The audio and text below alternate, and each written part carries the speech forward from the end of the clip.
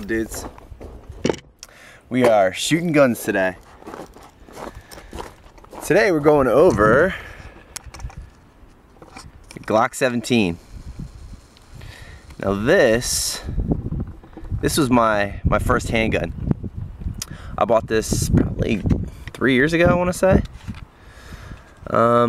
Yeah, I mean, honestly, and this is more or less a review, I am a big advocate for Glock. Most people are, you know, just because of their high quality and the kind of stuff that they produce. But, I mean, I just love it. This thing is the Honda Civic, probably, or the Honda Accord of the gun world. It's not pretty. It doesn't have a lot of stuff that's, you know, going on with it. It doesn't have laser sights built in and whatnot.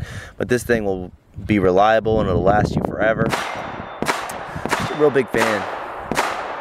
You saw me shooting this thing.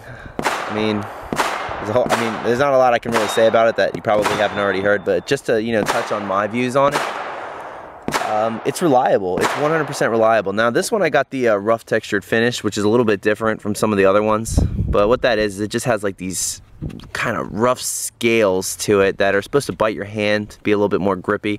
I found them to be a little bit rough, for lack of a better word. They were biting on me way too much, so I decided to sand them down just a touch. But now I'm perfectly in love with it. This thing is fantastic. And I've been shooting this for, like I said, 2.5, 3 years. The Glock 17, the reason I chose that one, it's 9mm. It comes with, you know, let's see, shoot this little thing out of here. It's a 9mm full metal jacket. And I'm shooting the Tula ammunition today just because I wanted to prove a point about how reliable it can be with this junk ammunition. This is from Walmart. This ammunition is like $10 for a box of 50, which is a good deal because most stuff you're gonna see is $15 to $20 for brass, and those are steel. But I just wanted you to get a feel for how, you know, how it handles the junk ammunition. It really does a great job. One of the perks for this thing, you know, as a first-time gun buyer, is that it's really easy to take down and clean. So what you would do here, you just pull these two little levers on both sides. Oh, that one's stuck. Hold on. There we go. Alright, so it's done, and essentially this is field stripped, which means that it's down to its bare essentials to be cleaned. So this is down to what you would need to do to clean it out, you know, in the field. And I mean, it's pretty much done right there. It took about 10 seconds, less than that if you're not clumsy like me. But I mean, as you can tell here, it's just a couple of pieces. You got the barrel, the spring, the slide. I mean, and it's all relatively easy to clean. Now, some of the other guns that I own, like I have a Smith & Wesson, and that is a little bit harder to take down. It has very similar characteristics as far as how it breaks down, but it's a little bit more difficult. Inside here, it has a little lever. Right in there, it has a little lever that you have to pull in order to be able to do that. It just makes it a little bit more difficult. I mean, it's not too awful, but it's just kind of a pain in the butt. And then you just pull that thing right like that, and we're good to go. Back in business. So that was one of the big draws to this. Not just the fact that it's super reliable and, you know, tested all over the place, you know, beat up, torture tested, all those nonsense, you know. But I'm a big fan. And it doesn't have anything fancy done to it. This thing is so customizable. You can get so many aftermarket parts for this. But, I mean, it's just a great gun as is. I love it just plain Jane.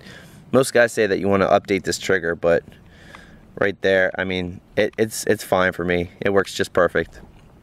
And there's other things you can do with this. Like, for instance, this is one of the only guns in the world that you can buy and shoot underwater more than one time.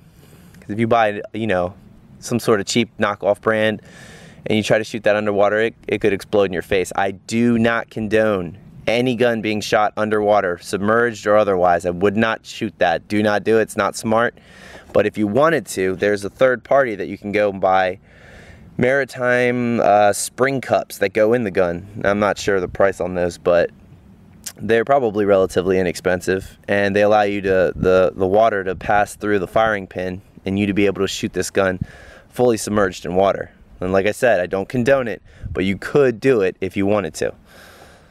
So let's get back to a little bit of shooting here. I put up a target. It's kind of down there a little bit. Zoom in here. I got that target right there. And then there's 2 Coke bottles on the left and 2 milk jugs on the right. Give this thing a little test and see how we do. I mean, I haven't really shot all spring, so I'm gonna make excuses, but yeah, let's find out.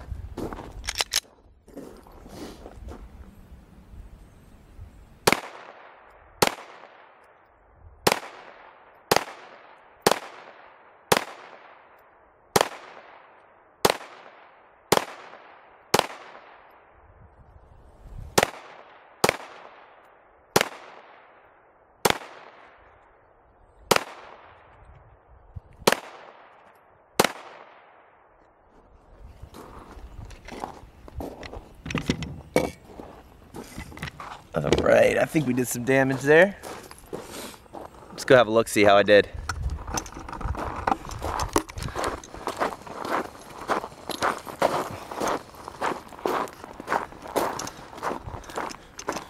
Alright, so the first round was to the head, the first round of shots.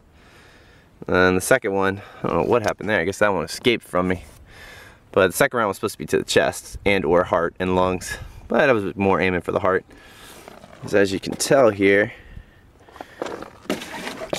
we did some damage on these water jugs. This one didn't hit low enough, I suppose. Oh yeah, but we definitely kicked some butt with this thing. But, you know, that's any gun. You can shoot that thing a million times and still have the same kind of outcome. Doesn't matter what kind of gun it is. All guns are going to do damage. But either way, this gun, probably my number one all time, just because of how reliable it is. If I had to grab just one handgun and I had to take it with me into the apocalypse or whatever else you want to say, it's going to be a Glock. Just because, I mean, the Glock is my reliable thing, you know, that's my go-to. I know that it's going to last forever. I know that it's going to do work for me, and I'm not going to have to worry about it falling apart.